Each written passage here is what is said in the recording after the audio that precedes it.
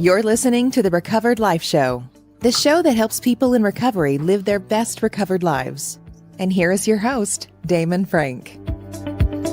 And welcome back to the Recovered Life Show, episode 103, Wednesday, April 27, 2022.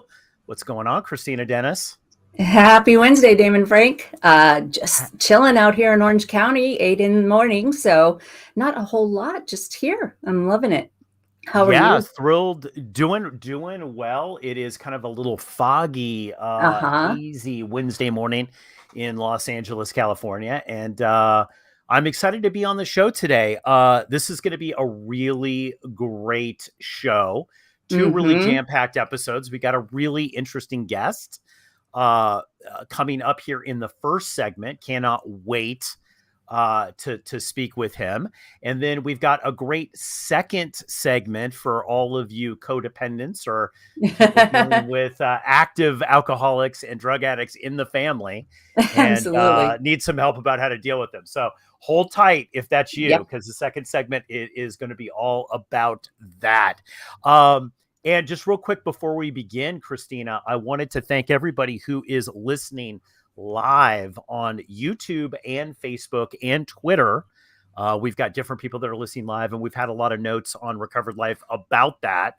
And so we would like to thank and welcome all the new people, even the people who are listening new on the podcast. Yes, welcome. And before we jump in with Matt, I want to let everybody know the show's being brought to you by Recovered Life contributors and people like you, all of the viewers. Please continue to like, share, follow, support us, leave a comment so that we can keep bringing interesting topics to you. And also visit info.recoveredlife.us.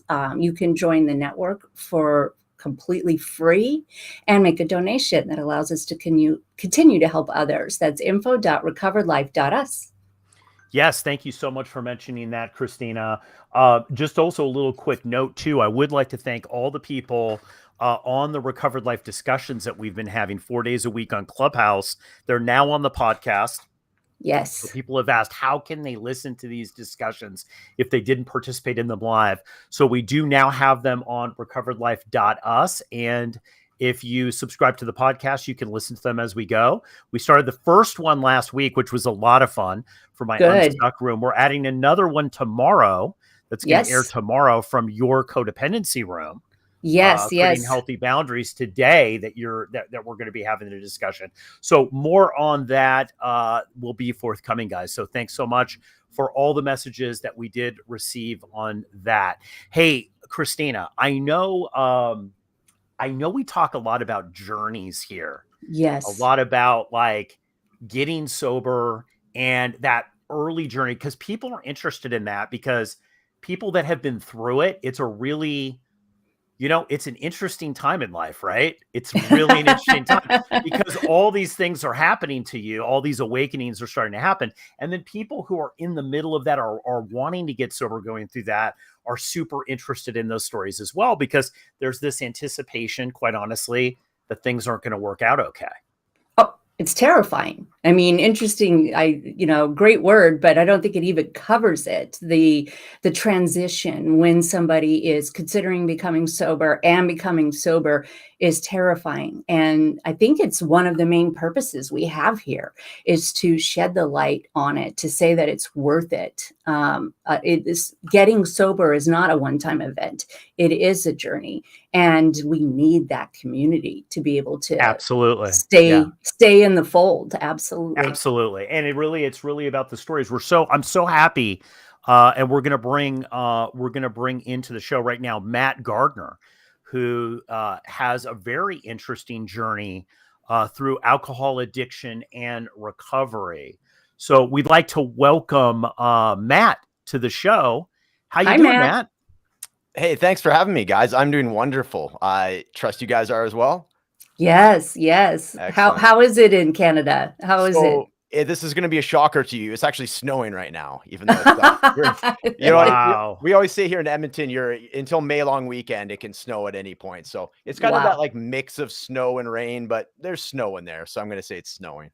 There you go. So Matt, we do know that reinventing yourself in Canada is a lot colder than reinventing yourself in You got Los that. Angeles. Yeah, you got that right. There's a lot more of a thawing out process, if you know what I mean. Exactly. Well, Matt, we're so thrilled that you're on the show today. I know Thank you are a recovery coach, and you had quite a journey yourself through alcohol addiction into recovery.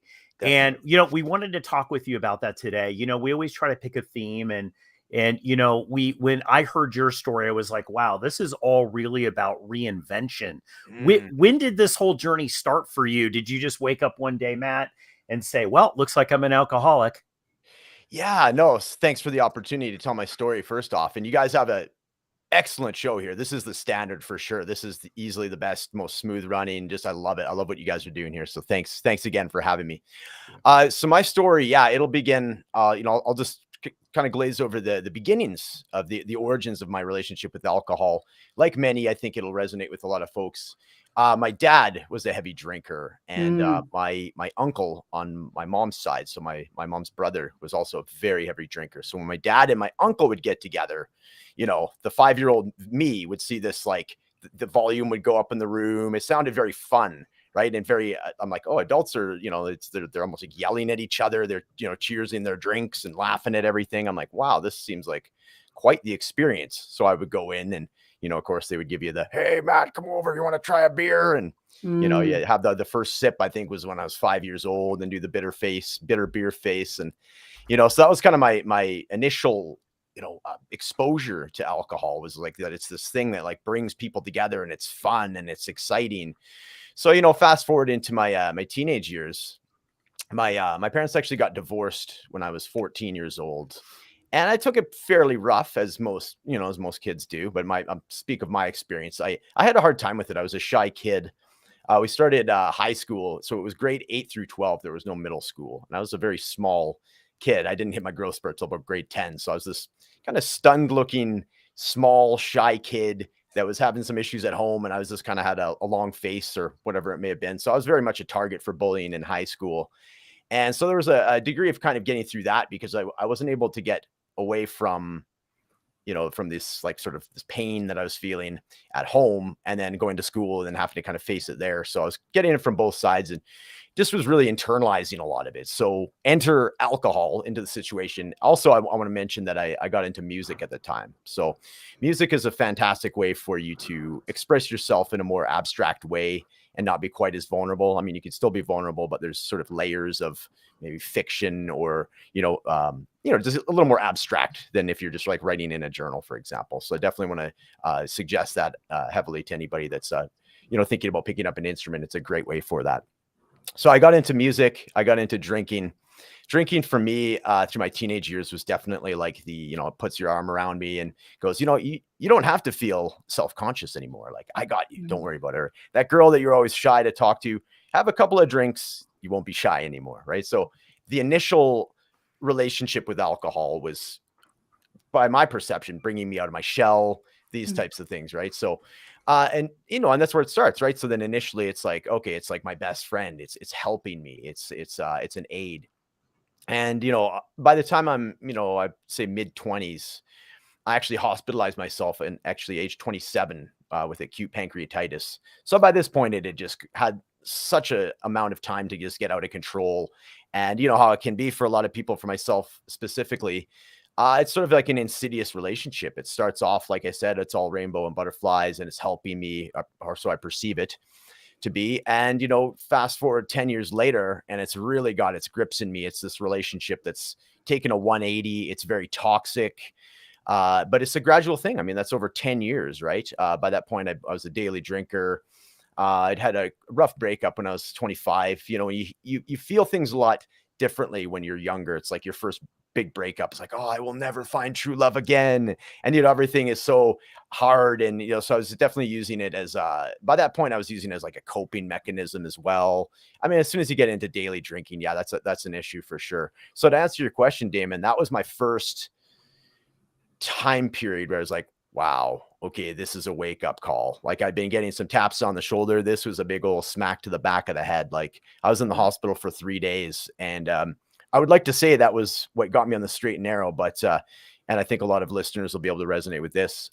You know, after 3 days of like staring up at the ceiling of the hospital going, that's it. This is my big chance. I got a second chance at life here. No more drinks. Within 24 hours, I'd gotten out. My alcoholism brain was starting to cut deals already. That's going, well, you know what? It was rye that did that to you. If you stick to like the clear spirits, vodka, that won't put you back in the hospital, or beer. Nobody ever gets hospitalized with beer.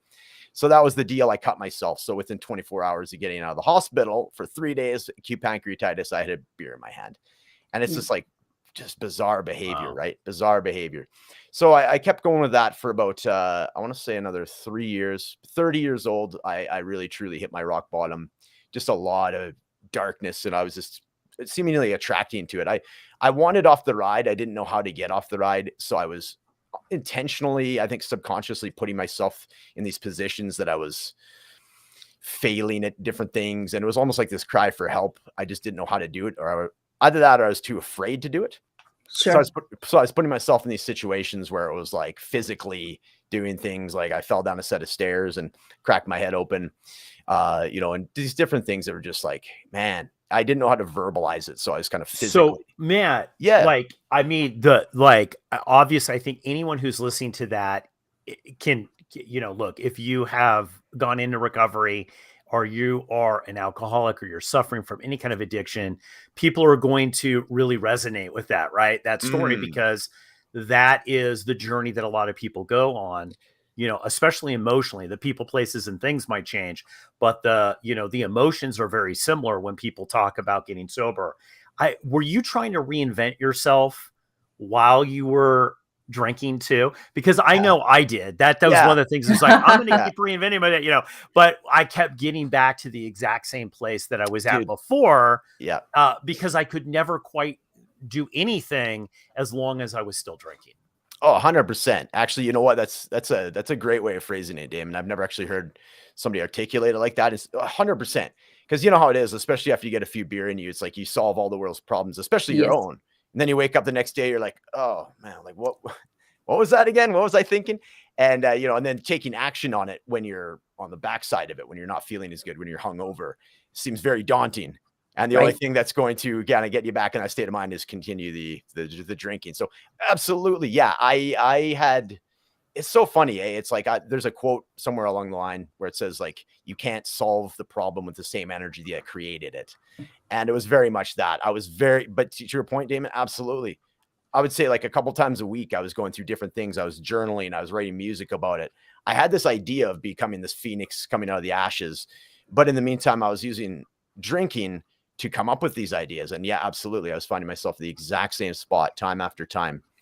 Did your relationship suffer? Because I think that's always a pretty good indication. And I know for myself, I had relationships with other people that drank like I did. Otherwise, it was impossible for me to really connect with somebody. Like, I wasn't able to actually have deeper conversations with people. And I'm curious, what actually did make you say, okay, this is it. I don't have another reinvention that includes alcohol in me. Yeah, it was right around that time. So like when I was getting into the rock bottom moment, and to answer your question, Christina, yeah, it did affect my relationship. So my girlfriend at the time, we were both just heavy partiers, right? So she was 5 years younger than me. And that's what, we ended up separating. We're together again now. It's been, going on 16 years, but we had a 2-year period where we had broken up. And that was right in this moment that I'm speaking of. And 100%. Yeah. By that time, the alcohol had really turned on the both of us, right? It's like, you can't have a fully functional, healthy, long-term relationship when there's substances, specifically alcohol, involved. And so that's where, yeah, absolutely. It reached that point where it was just, okay, this is not working as a relationship. And it's certainly not working as me. I'm not happy with myself anymore. So that's where it was. I had to figure out a way to stop this, find a tourniquet right away. So I ended up going to my first AA meeting with a friend of mine, Brent. And that's where the reinvention truly started. That meeting literally changed my life and led me into 3+ years of sobriety. And it was just an amazing experience. It was for me. I went with one of my best friends who had had a falling out with, again, because of alcohol. And I'd reached out to him because he had cleaned himself up. And I said, you know what, I know you're going to these AA meetings, NA meetings and such. Do you mind taking me to one of these? And he said, of course. And, that was kind of our bridge, or like the olive branch. And it was like, wow. So me and him hadn't talked in a while either. And his name's Brent. And he took me there. And I remember as soon as we sat down, and the first gentleman started sharing, I literally felt a weight come off my shoulders. Like I've never felt anything like it, and started kind of tearing up. And just, there was like this calming feeling that came over. I've never experienced anything like it. And at that point I was like, man, this is where I need to be. This is what I needed to hear. And it was such a profound, instant shift in me that sustained itself for the better part of, a little over 3 years. And then of course my ego crept back in. So we can get into that after, if you guys have any questions or follow-ups on that. Yes. Yeah. Relapse can be part of the story. I'm sorry, Damon, go ahead. Oh, no, I was just going to say on Christina's question here that she had, I wanted to elaborate on that. Like, so you hit this rock bottom, you have this thing, you realize it's like, okay, I'm not going to be able to go through and do this any longer drinking. Right. Yeah. Many people say, well, that's the scary part, because then what am I going to be if I'm no longer that, even though that's bad, right? What am I going to really become if I'm not that? Right. Totally. So how did you like dig deep and try to figure out how to kind of piece back and reinvent your life? Because your life now and what you do for a living has changed quite a bit, right? Oh, an immense amount. So what I did, and like, this is where it really gets into, and it's a cliche for a reason, it's like one moment at a time, one day at a time, one emotion at a time. Because we were joking about the other thawing out. That's what it was. I had this big ball of emotional energy inside of me that I had been kept repressing and pushing down and keeping contained. And I was allowing it. I was finally allowing it to come up and address the feelings, right? And allowing them. And so that's where it really came from. That's where it started. And that's what it is. Basically what I did is I took, was granted 5 weeks off of work. I just came clean to my store manager, my boss, and said, you know what, I gotta get some time to myself to clean up. And that's what I did. I would like to say it was instantaneous, but the first 2 of the 5 weeks I was still drinking. And then that AA meeting I spoke of was basically smack dab in the middle. And then I went and visited my brother. He lives in Vancouver, a beautiful city. He's just in Western Canada, the Western coastline. And I visited him for about 10 days, just got out of my environment, right? Changed my environment. Went to the AA meetings down there. He just so happened to be about a block away from a really great AA meeting that happened every day at noon. Got to, walk the waterfront. Really got into this process of like allowing myself and just kind of spending some time with myself and sitting with myself, getting into yoga. I started working out every day because for me, you have to replace the energy very quickly. All the energy that you've been using for like hiding and manipulating and all this extra, and it takes a lot of energy. Let's face it, to be, to be a big, like a daily drinker, it's a lot of energy. So I needed something very quickly. It's like the Indiana Jones thing where you switch one thing for the next really quickly. And so that was what I did. And you know what, the working outside of things, I got to say, is great for the physical side, but honestly, I much preferred it for the mental side, because it finally was giving me this, like, whatever brain chemistry occurs when you're working out.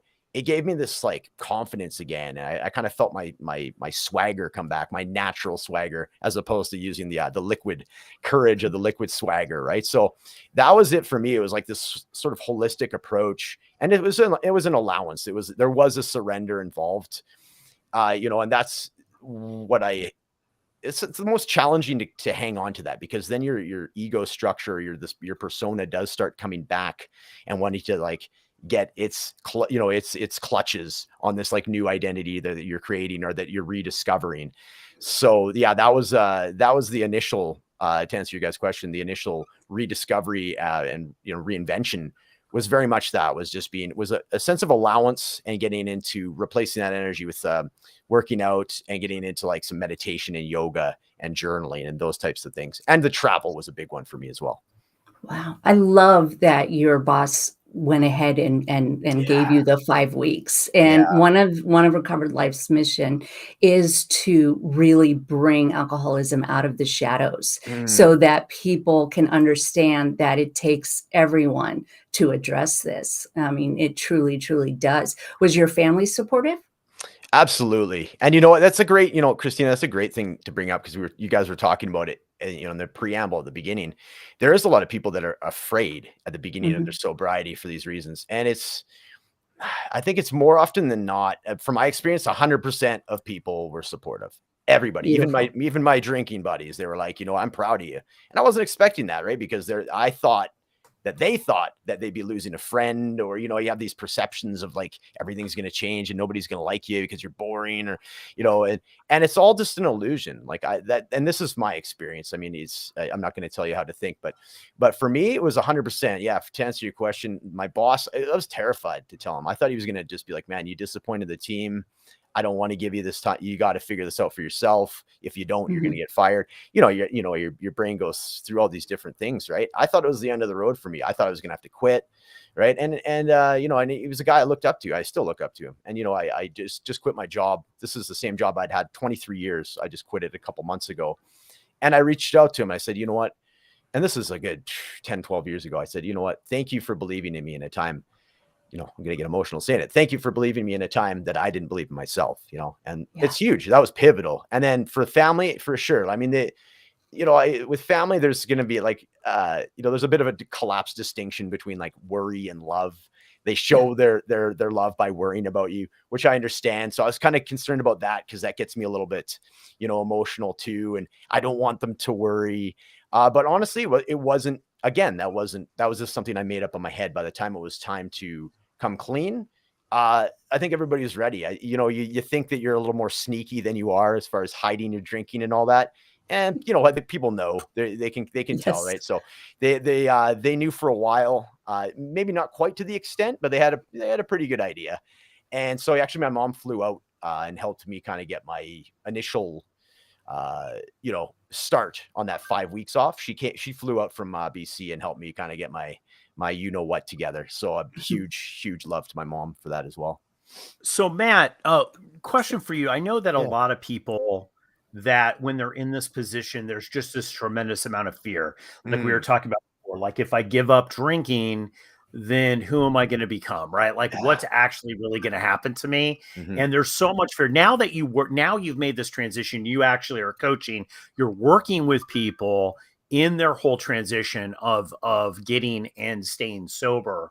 What do you think that the big breakthrough moment with most people are that where they say, oh my God, this is possible? Have you found that there's like a combination of things that need to happen for people to have that breakthrough? Definitely. Yeah. Combination is the right word because it's sort of like a recipe. It's like different things for different people. Right. But there's not going to be one thing that will just get you through it. I say this, it's not going to be willpower. A lot of people initially try willpower. I tried willpower dozens of times, right? And you can't, like, willpower is great and it's good to have it. It's a good thing to have in your toolkit, but it's not going to be the only thing that's going to get you through. And if it does, it won't be sustainable. It'll be, 8 months, a year, maybe you can get through it, but it's going to be white knuckling and you're going to have that like dry alcoholic kind of persona, which is not what anybody wants. I wouldn't think. And, but yeah, absolutely. A combination. I'd say one of the main things is the connection. I know there's a TED talk out there and it has something of similar name to the opposite of addiction is connection. It's not recovery, it's connection. And it's this, and that's connection with yourself as well. But what I'm talking about specifically is, and you guys were talking a little bit about it as well. And the community that you guys have, it's a community.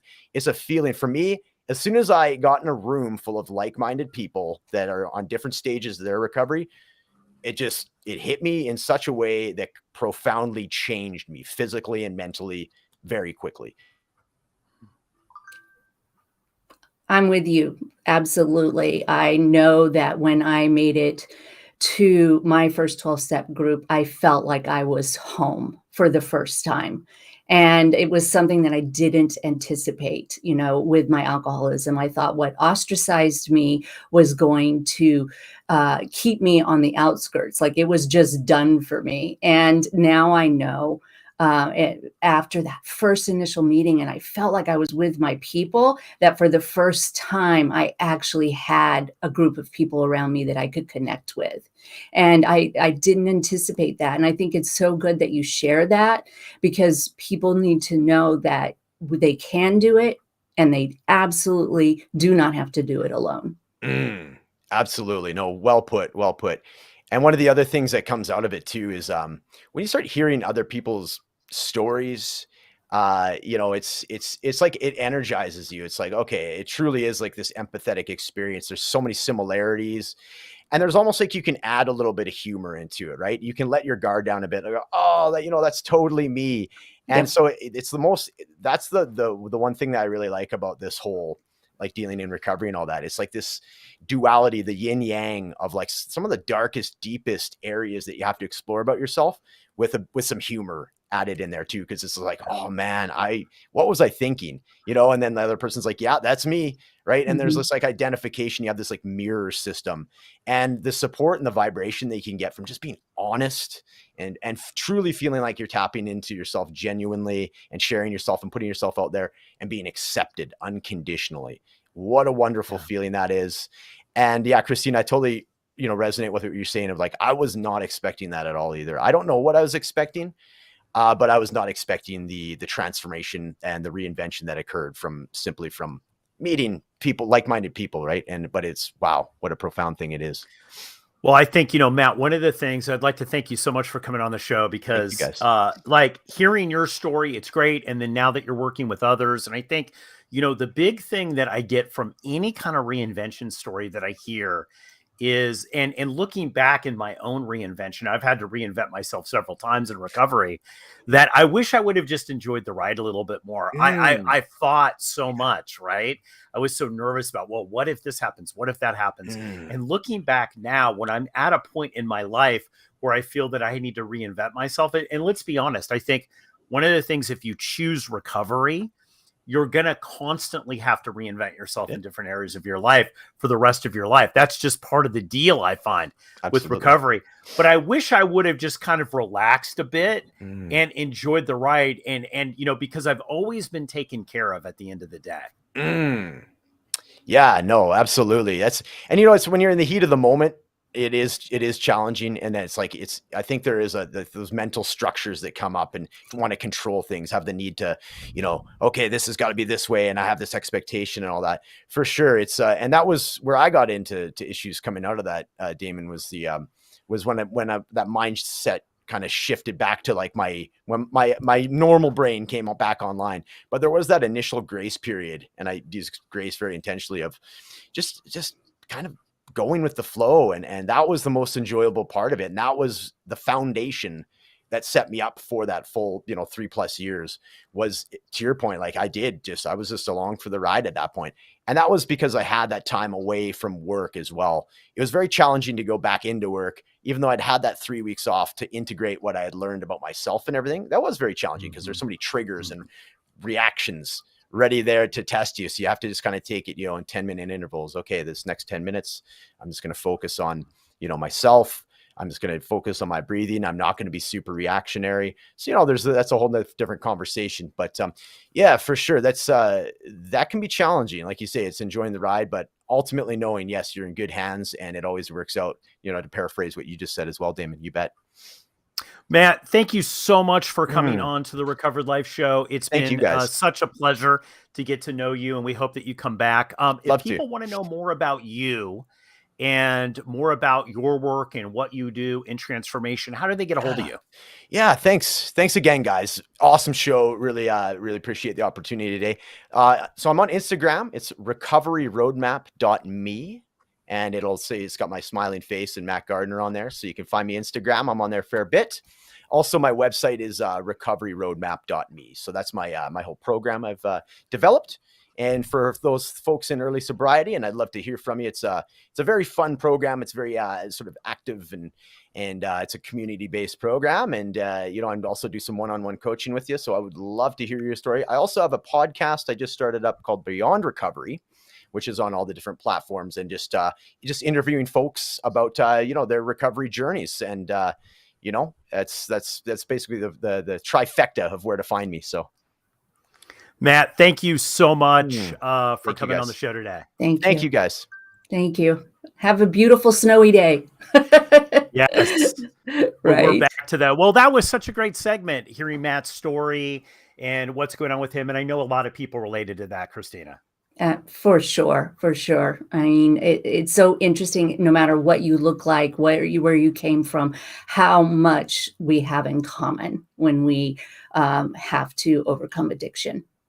Yeah, absolutely. You know, really this whole idea of reinventing yourself is, I love it, honestly. Like, it's something that I was very uncomfortable with at first in early recovery, but I really, really love it, because I think that's actually the fun part about it, is that we're not the same all the Yes. time, right? We reinvent ourselves so we can continually grow and do the deal. Speaking of doing the deal, Christina, Recovered Life Discussions. Before we go on to the next segment here, I wanted to kind of mention that Recovered Life Discussions is something that takes place 4 times a week at 9 a.m. And we host these discussions on Clubhouse, and they're re-aired on our podcast. So I'd like to invite people that if they want to come to one of these discussions, how you find out about them really easy is you join the Recovered Life Network, which you can do totally for free. It takes less than a minute to join, and you're going to get really access to amazing people, just like Matt, like Christina, myself, and a bunch of other Recovered Life contributors. So definitely join us at recoveredlife.us. That's recoveredlife.us. So, Christina, good episode, good segment coming up next. Good segment. What are we talking about? Drama, family drama. Yes. My favorite. All Absolutely. right. So, guys, we're going to be coming up next episode, next segment coming up after this small little break.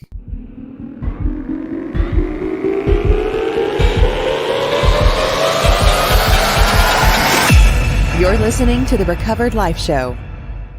All right. Welcome back to the Recovered Life Show.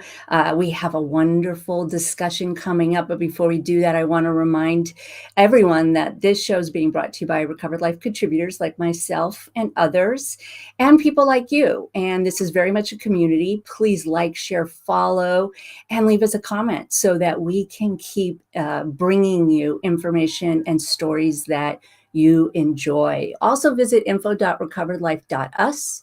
You can join the network, and you can leave a donation, which allows us to keep helping others. That is info.recoveredlife.us. All right. Helping others is what this is all about, Christina Dennis.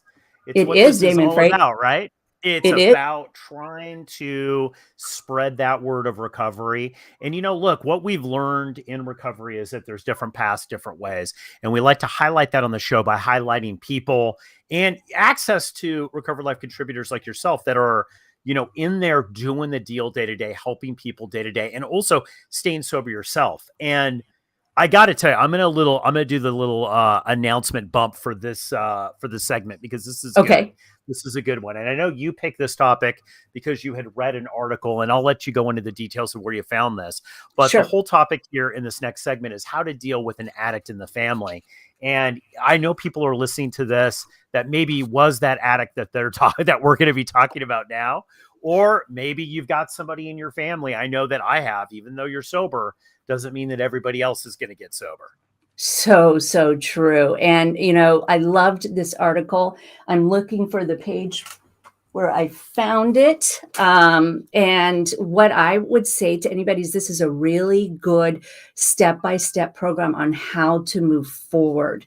Once you have identified or are concerned about somebody's drinking, you know, where do we go from that? And as an interventionist, this I thought spelled out a really nice kind of succinct methods that we can do, because we are not powerless. And one of the misnomers that I think is still out there is that people have to hit a bottom and want to quit drinking. And I believed it for years until I started studying to be an interventionist and saw the data. And so the first step on how to deal with somebody who is addicted is to educate yourself And even if you are in a 12-step program because you're in recovery, they mention, Al-Anon, Narconon, Alateen, and these are wonderful programs for the family member to start attending. And I So always just to interject here, Christine, the they that we're talking about is this article from the Addiction Education Society, which I've yes. also brought up on screen here so people can see it. Just because I wanted to give them credit, we're going to put a link in the show notes to this because it's a really great article. Anyway, go ahead. Sorry. That's okay. I'm glad that you could do that because I couldn't find it in this second. I love that the first thing out of the gate is to educate yourself and to become, because, we know, and we've talked about it before, people who don't have addiction problems are, mystified by the fact that, we continue to consume something that has cost us so much. And what is beautiful about joining it, and I highly recommend it for everyone who's, like I said, even in recovery themselves, for them to attend a 12-step group that can deal with this specifically. And so the whole family needs to be involved as an intervention. Well, this is the key with the key, I think also with the education part of it is that, you have to educate yourself about what addiction is all about and what they're going through. Because I think so many people, and this is the big thing that I think kills so many people that are trying to get sober. They're maybe even trying to get sober, but they're around a family structure who think that this has everything to do with willpower and character. Yes. And it really has very little to do with willpower, except for willpower's killing them, right? Willpower's killing the addicted person. But yet that's the thing that comes out of most people's mouth when they say, hey, just white knuckle it, just stop, double down. It's like you're just not using your willpower to try to get out of your addicted state. Right. And just stop at one. That's my favorite. Just stop at 1 or 2. And until you take the time to educate yourself, you won't understand how impossible that direction is. And as an interventionist, we always start with the family member. The other tendency is to believe that it's the addict's problem only. And as we continue to learn about the brain, we learn about family systems, you realize that the whole family needs to address the problems that they have within themselves, as well as the addict getting sober. And I just think that's super important. The next one is to seek professional help and support systems. And that means learning a little bit about the services that are available to you, either a rehab facilitation, what kind of benefits that you have, really, really doing that footwork so that when you approach the addict, you have some solution. And it's important to make sure that, alcoholism is serious business, like a serious problem, and it can easily kill somebody, and it does kill people, many people every year. And so it needs to be addressed by somebody who has a facility ready. Well, this is the thing, I think so many people say that they're going to make a self-intervention, which sometimes is appropriate, right? Maybe it's a child or it's a family member or a friend that you're close to. They want to make that self-intervention, which sometimes can be very successful. But you know what I found out a lot is that one of the biggest mistakes when people try to intervene and help people is they have no solution. Right. Obviously, deep down inside, the addicted person, right? If you're an alcoholic or drug addict or have any other kind of addiction, deep down inside, look, you'd probably choose to quit because you see the ramifications. By the time somebody intervenes, Christina, I always say, look, there is a ton of evidence and that person already knows that they're kind of on the run from trying to hide things. But going to somebody and saying, you need to make this massive life change, but we have no idea how you're going to do it, and you haven't been successful in the past. It's just I find it to be not only a waste of time, it's counterproductive in helping get people sober. Yes, it actually can and will hurt the chances of the person actually getting sober. And so I love that they direct. And, that's something that I do, as a profession, and know how important it is to do that footwork and have it ready so that when the addict comes to a place where they go, okay, I'm all out of ideas, you can actually get them there. Now, the kind of intervention I do is an open intervention. So it's not at all about getcha, like the old TV show where there's a bunch of people in a room and they are absolutely, ganging up on that one individual. But it's much more successful, statistically, if you can approach it as a family, and you have to approach it as a family because Well, I we think know. Go ahead. it's also an intervention doesn't need to be this big dramatic thing like you were talking about on TV, like you see on No. TV, that show Intervention, where it's like Yes. all of a sudden people are running in and out of hotel rooms and there's drama and all this other stuff. It could actually just be a series of conversations with somebody Yes. about, like, is this really how you want to live your life? Or is this really what that you had planned? Do you want to try to get out of this? Do you want, right? It could be a series of conversations of what's going on with that person. It doesn't have to be, I love how you just put it, doesn't have to be this big dramatic thing. It doesn't. And you have actually more success, statistically, if it is not. I do know in some cases, with parents and such, where they have a little more control over the person that needs to have an intervention, that sometimes that makes more sense. But in most cases, having a really open conversation and an understanding that everybody is going to address this, that the addict is working on their sobriety, working on their physical sobriety. And while they're doing it, the family is working on the systems that allowed it. And you can't do that without a plan. You really have to have a plan. And interventions are actually very successful when you go outside of yourself. And it doesn't have to be necessarily an interventionist, but a third party that can kind of help move the entire family unit in one direction. And so I always ask people, consider this. We know from 12 steps and that wonderful big book, that one alcoholic talking to another can do a lot more, have a lot more success than necessarily a family member who doesn't understand the problem. Yeah. And I think, one of the things is, instead of ultimatums, and this gets back to how to deal with an addict in the family, ultimatums typically do not work. Right. I found that, like, especially these crazy things. And I think one of the issues is that it always comes in this ultimatum, bad interventions, right? Yes. Dealing with family members. And we're talking intervention. Again, it could just be a conversation, a family conversation, or a conversation with this person.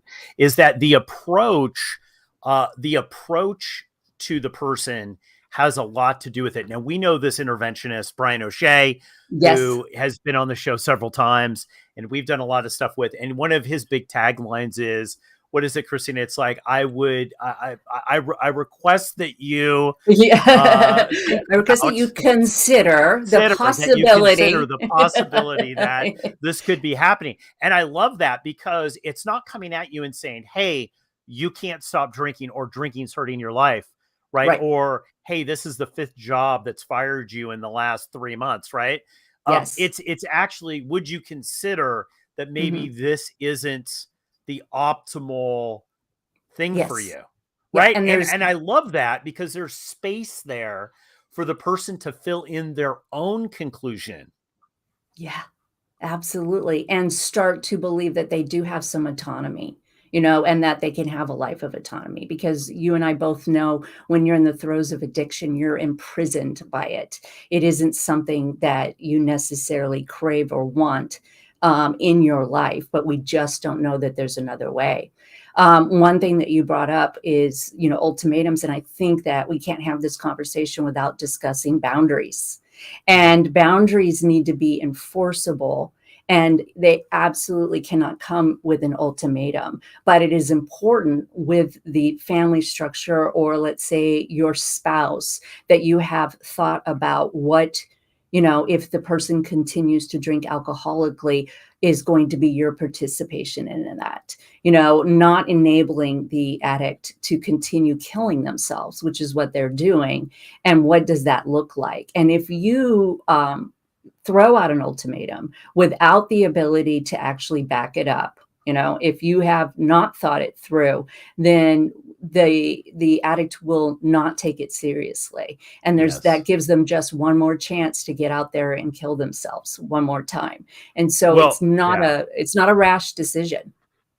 Well, I think we could have even named this "How Not to Deal with an Addict in the Family," right? Because what I find is that if you look at, like, just from coaching, Christina, if you look at things that, after the person got it and there was a lot of wreckage in the whole intervention process with family and friends, what you find out, there's a lot of ultimatums and unrealistic demands with zero solution. Yes. Right. And this equals chaos, because the person that's being intervened on is much more, they feel trapped. So they've gone from a situation where they're kind of admitting or kind of realizing that things aren't working out for them and that this isn't working for them. Yes. But I think that the big thing that I think that most people don't understand, especially if you're dealing with a family member that's an addict and you're not an addict, if you do not have addiction problems or have never recovered from addiction problems, is that they don't understand that they're not seeing it the same way. They don't see, like, look, I mean, I'll just talk about myself, and I'd love your opinion on this, is like, I didn't really see that alcohol was a problem for me. I didn't see it like that. I thought everything else was the problem and alcohol was the solution. So true. And the idea of living without this thing that's keeping me going seemed impossible. You might as well have been telling me that you need to learn how to breathe underwater. It just didn't seem possible. And it wasn't until I attended my first 12-step group and I entered into an outpatient, which I'm so grateful for because I had this extra support and it came through an employee assistance program. That I actually understood that there were people who thought like I did about this. And, the physical sobriety can't be underestimated in this as well. So when you are approaching a family member who's been drinking alcoholically, you have to remember they don't have access to the neural pathways that will help them make a decision. And just like you wouldn't scream or yell or give an ultimatum to somebody who has a disease, how dare you be diabetic? That is basically the same thing when people start shaming an alcoholic for being an alcoholic. And as I say this, I want to also reiterate, we still have to have very strong boundaries and our plan if the alcoholic chooses not to go through with sobriety. Yeah. And I think the boundaries are really good. I think we always talk about this on the coaching side of it, Christina, that rarely, I think people families come into this, and I'm talking about the non-recovered family members, right? Gotcha. Come into this saying that it's all has to do with this person and that if only they get better, things are going to be the same. And it's almost kind of, it's like you can see it that they're as addicted to intervening and the family structure. They're addicted to that addicted person. And this is where this codependency comes in, is that it's both sides, and that setting those boundaries is a really good first step. It's like, you know what? I bailed you out 25 times, but bailing you out isn't helping you. And we love you. So bailing you out isn't going to be a solution for us or for you moving forward. It's not that we don't love you, but we're not going to be able to do this. And I love, and then providing them the solution. But if you'd like to not be in this, we can do this. Right.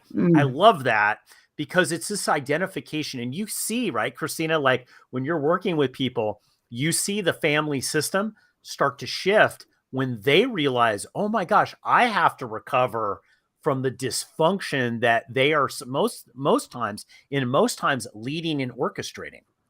Well, I mean, if you actually, I mean, we have, very, very good studies that show that often, and this is going to blow your mind, the alcoholic has sacrificed themselves because there's been other traumas that the family could get together and worry about the alcoholic and not have to, let's say, grieve. They can show, like in times of war or natural disaster, populations becoming more alcoholic because simply the alcoholic decided, well, if I do this, at least they're not thinking about that. And that might sound crazy, but data shows that it's absolutely true.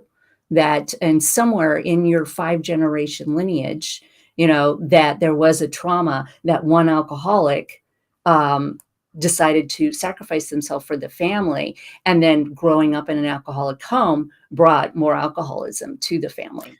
That's very, very interesting. And I think, in looking at this, I think I think one of the things, if you're listening to this, if you're listening to this on a podcast or a replay, and you are that person that's dealing with the addicted family member, I think the biggest thing for me, and I just have gone through this, right? I've had alcoholics in my family, Yes. and friends that have been alcoholics in recovery. Okay. And then not in recovery before I got to recover, right? I was that person and had family members that did this. So I think the biggest takeaway that I've learned from just being a recovered person and working with other people, helping them get into recovery, is that the family member, if you're dealing with a family member that has an addiction problem, you need to get to a place where you're okay, even if they don't change. And I So think it's that acceptance of, like, you know what, I'm going to get to a healthy place even if they don't change. Now that doesn't mean, Christina, that it's not painful to watch people go through that, or it's not frustrating, or you might not get mad at that person for not waking up, right? Wake right. up, wake up. It's so horrible what's going on. But I think as the family, as the person that's dealing with it, you have to get to a place where you are in acceptance of the fact that this might never change. Right, right, and that sounds horrifying to a parent, to a partner, because the person that you love, but once you get to that point, once you get to that place, it is possibly the one thing that will break the cycle of addiction for the other person, and it's so hard if you don't have help. I mean, that's one of the major parts of my business is supporting other, family members and partners. And it feels insane that they need me the most. And now I'm going to focus on myself. But we have to break that cycle of codependency. And the person that has access to all of their brain function is usually the most powerful person in the relationship. I mean, we hear these crazy stories all the time about even people who have long-term recovery might have a kid who has an alcohol or drug problem, and they're doing drugs in the house, and the parents are saying, no, it's, I'd rather have them do it here. It's totally, and they're sacrificing themselves, and Yes. other kids are literally, and I've seen this, other kids and other family members are literally being shredded, right? In Wow. really bad ramifications on family members, but yet they feel that they need to sacrifice everything in order to put up with this person's addiction, whether Mhm. or not they get sober. Absolutely, and it's frightening. But my program, and I know yours does, includes a spiritual, part, a compartment of it, and so that's when we have to stop playing the higher power of our loved ones and actually allow them to have their own relationship with a higher power. And This I've is such seen a miracles. great, yeah. Yeah, absolutely. I mean, we talk about this all the time, Christina. It's like there is hope, right? But I think, like, my big takeaway after thinking about this segment, right? Just talking with you about this, is that really it's about acceptance, I think, for family members, is Mhm. just accepting that this is the way that it is, and that, like, what is their role in it, right? Like, so few people ask that are trying to get pet, like, what's my role? It's like, oh, I've kind of enabled this, or I didn't really communicate effectively how I feel about it to people, right? I think, communication, which I think is the final thing here in these in the setting boundaries, is so difficult in families that have suffered from addiction. Absolutely. These methods, these systems, the family system roles have been going on long before that person took the first drink. Yes, yes. This has been such a great segment. So if you are, look, if you're dealing with somebody in the family that has addiction problems, hopefully this segment will help you as kind of a guideline about kind of what not to do, right? Yes, Right. some things to do, but what not to do. And, and I think the other thing is too, is that there's hope. Many people do and can recover, right? And they do recover. So it might not happen the first go around. It might happen the second, third, fourth, fifth, whatever time, Yeah. but people do recover. So I think you need to be open that people do change, but then also have a structure where you can take care of yourself, set these healthy boundaries, and live a happy life. Yes, yes. And there is hope. When a family goes into recovery with an addict and actually has a plan, the numbers go up to like 85%. If you can stay for 6 months working a program next to your addict, they have a much bigger chance. And the addiction actually becomes a gift because the family heals together. Well, Christina, this has been a great Recovered Life show. I've really enjoyed it. Two really amazing segments here. I do want to mention, like, if you're listening to this episode, we talked a lot about codependency. Mhm. I'd like to mention Christina has a free 3-day challenge at Recovered Life that you can download. You can get totally for free. You can access it. And it's a great primer to setting healthy boundaries. And Yes. it's so much about that. And if you guys go to info.recoveredlife.us, you could see it, setting healthy boundaries there. And Christina walks you through in these amazing videos. I have to say, Christina, they're Oh, really thank you. amazing. 3 videos that are sent right to you privately that you can access that are going to help you start to set healthy boundaries. And you can get Can't Say No by going to info.recoveredlife.us. That's info.recoveredlife.us. Christina, All right. episode 103, Wednesday, April 27th, 2022, in the can. We'll see Yes. everybody Friday. Have a beautiful day. Keep the conversation going. Join Recovered Life, a community of like-minded people who are looking to live their best recovered lives. Membership is free, and you can apply at recoveredlife.us.